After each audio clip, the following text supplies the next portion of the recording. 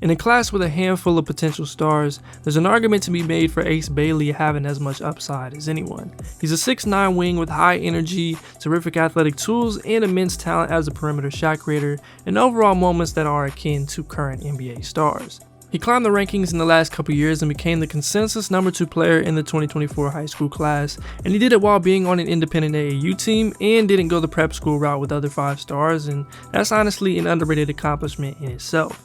As a senior, he put up basically 33, 16, 4, and 2 on a McEachern team that he led to the Georgia State Championship game.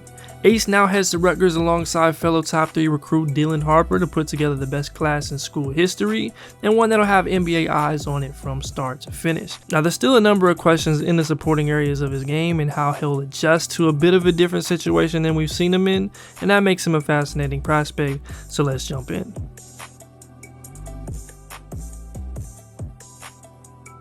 There's only an 8-game sample on Synergy from this past year, which is fine. We just won't have as many numbers and long-term trends to work with, so just keep that in mind for what you do see. Now, Ace is pretty clearly a supreme shot-making talent. He's continued to elevate in that area over the last couple of years, and his combination of size, athleticism, and skill set are what really draw the most eyes to him as a prospect. He's more than comfortable rising up for pull-ups in numerous situations and different spots on the floor. He's got solid twitch to set up shots and create space, whether it's getting to the mid-range off of a few dribbles, pulling up from 3, and setting up step backs and side steps.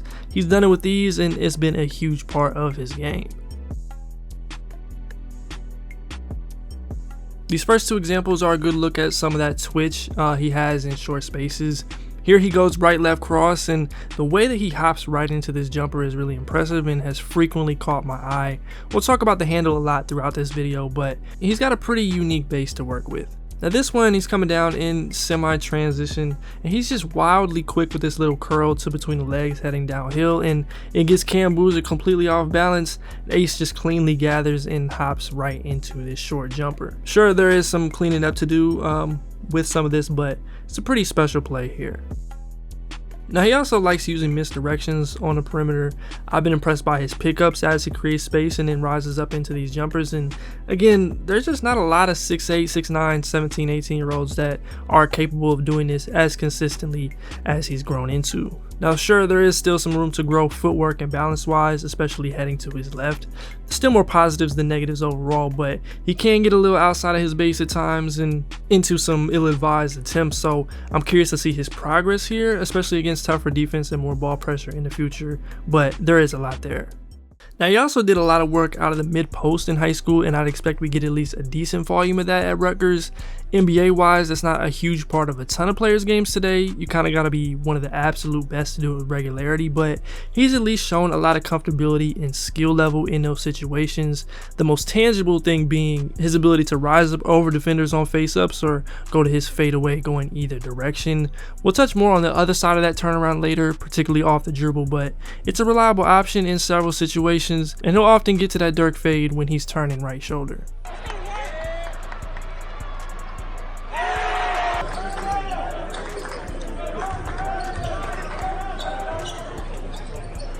He'll go inside to Bailey. Bailey immediately doubles. Bailey will take the follow away jumper anyway.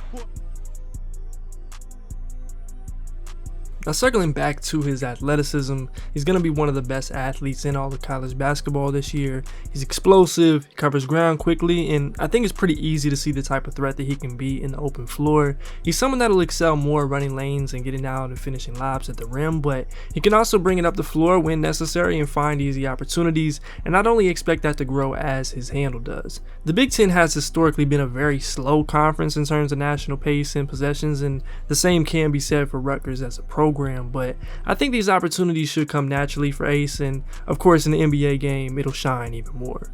Well, one of the things that you pointed out, he still is able to finish above the rim even in that circumstance.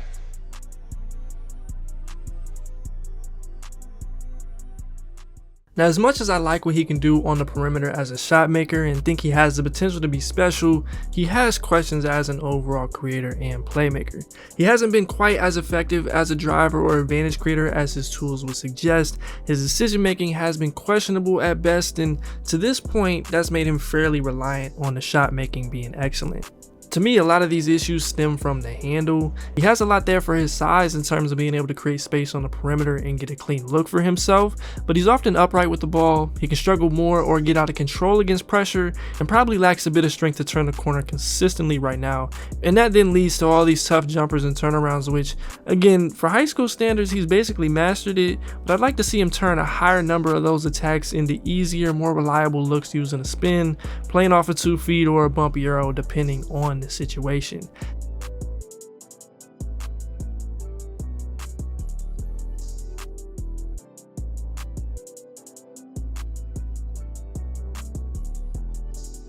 Now contextually, if you look at the way some of these defenses were set up when he had the ball, a contested jumper was at times the best shot for the team and for him depending on where the help was at, and you can see him account for those extra bodies on the fly. That made me more okay with some of these decisions, but even in moments at McDonald's and the Hoop Summit, those same issues were there.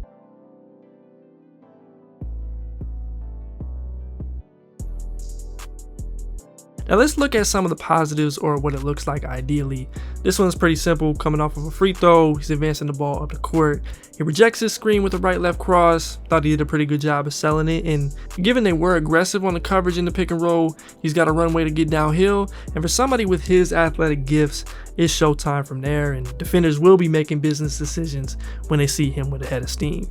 If he can do this more consistently, and it doesn't necessarily need to be as a pick and roll ball handler or on ISOs, it can be off of a closeout like this one against Cooper Flagg, or on a secondary break, or coming off of a pin down, whatever it is. That's when I think I'll have significantly more confidence in his creation and ability to collapse a defense overall. Very much. I love that. Love that. The scouting report was out on him. Every time he caught the ball anywhere near the three-point line, you heard the entire McEachern bench say, He had an open look, decided to take it, but not this time. Iron unkind. Back comes Bailey down the lane.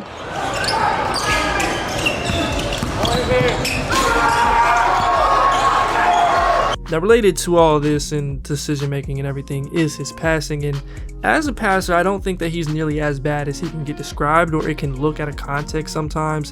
He's not likely going to be someone that's relied upon to run and create offense for long stretches in the near future, but there have been some solid moments on kickouts, a few passes on the interior that I've liked, and then a good number of jump passes and these one-handed looks that would be impressive for anybody. Connecticut, places like New Jersey, small in stature but big in talent. Just lock-in version of him. Oh, great hockey assist. Less than a minute to go here in the half. Bailey sizing him up. Finds his teammate hit the corner. That was Now he still has moments where he misses wide open teammates and you want him to just go ahead and make the easier play, which comes back to the decision making needing some work, and then he's also had his share of errant passes in there, but you live with some of that given the situation. Now in putting all this together, I've been searching to find some full games from when he was playing with AOT last summer, but I couldn't get anything, and the main reason I wanted to do that was there were actually a few more passes that impressed me in some of these highlights that I've seen, so I wanted to get a better look at that, but we'll just have to wait for the season. Overall, it's going to come back to the decision making as a whole and how acclimated he gets to this offense and making plays within the framework of what's going on, but I would confidently say he has enough to at least avoid being a black hole or incapable of making the simple ones.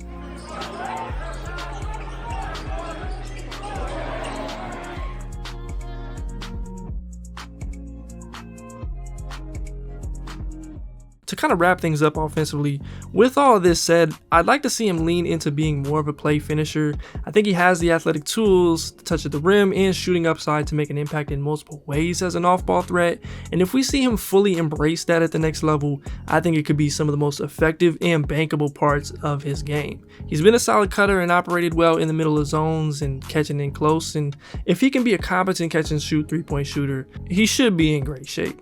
To me, he projects to be solid as a shooter. It is somewhat hard to gauge when he didn't have too many consistent clean looks given to him, but mechanically I say is there, and it's also seemed to be a point of emphasis of his heading to the next level, so we'll see where he's at. Now some of this adjustment should happen naturally, and if we can see him fully make that transition to playing more within flow, maybe screening more, attacking the offensive glass, it'll be another spot that makes him significantly harder to bet against.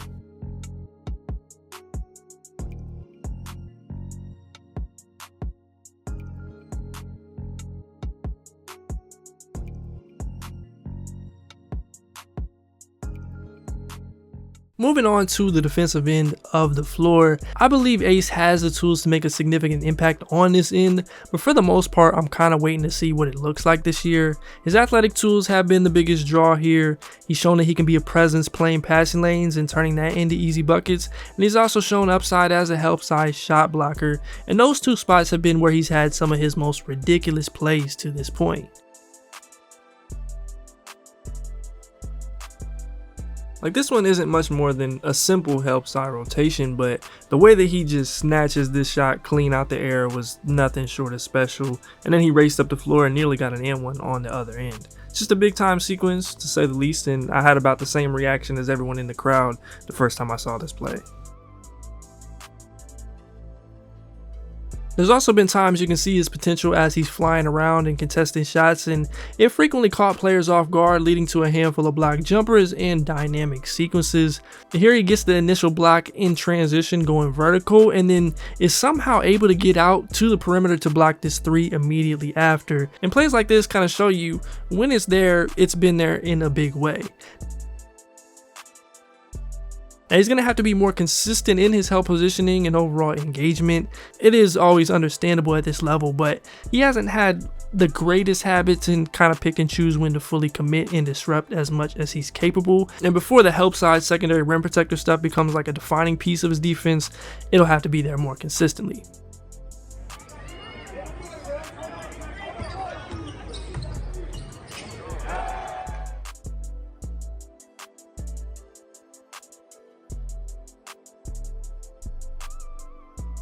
From there, I want to see exactly where he matches up best. He'll be somewhere between 3s and 4s, and we'll see which direction he ends up. I think he's a more than capable lateral mover and has taken the task of guarding smalls on several occasions, but guys his size and with somewhat higher hips, you always want to see in screen navigation, and then how he elects to handle contact. And then if he is more of a 4, how does he handle the responsibilities there and defending that side of the ball screen, so on and so forth. So the tools are definitely there. He seems to be a talker out there. It's just going to take more consistency and application to get to that point, whether that is this year or even a couple years into his NBA future. Some easy shots for his teammates. There he is, right into the paint, kiss off the glass. I like that.